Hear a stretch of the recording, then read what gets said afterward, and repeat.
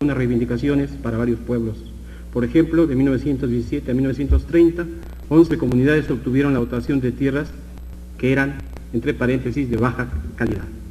Es importante destacar que varios de los primeros sindicatos formados por asalariados de las fincas agrícolas luchaban por obtener la tierra. Según un trabajo de la Liga de Agrónomos Socialistas, hubo casos en los que unos solicitaban dotación o restitución, otros pedían el fraccionamiento del latifundio pagando el valor de las tierras fraccionadas para establecerse en colonias de pequeños propietarios. Algunas veces demandaban el usufructo de tierras nacionales o bien se amparaban en la ley de tierras ociosas.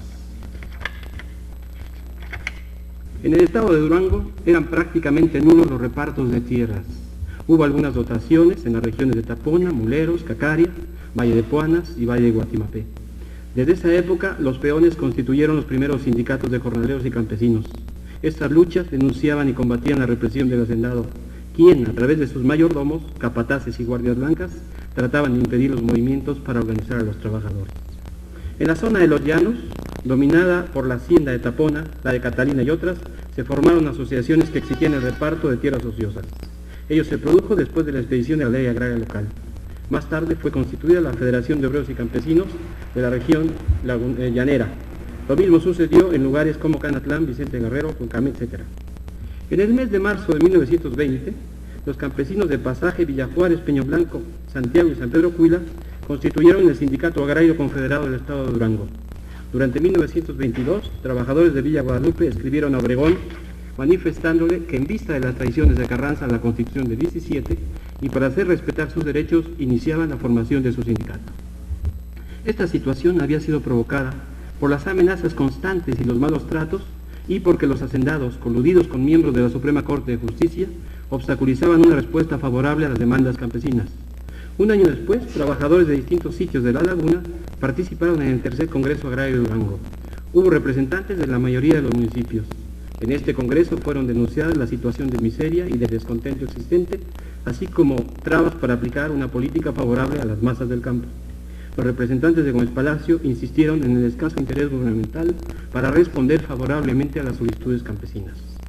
En los últimos días del mes de junio y casi 4 semanas del mes de julio de 1920, representaban un periodo de rebeldía rural que se concretó en una huelga en la que participaron alrededor de 10.000 peones laguneros, en 35 fincas exigiendo salarios de 3 pesos diarios, disminución de la jornada de trabajo, etc.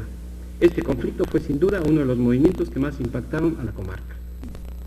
En un documento presentado como informe de 1925, el Sindicato Agrario del Estado de Durango decía que los grupos latifundistas evitaban la distribución de las grandes propiedades.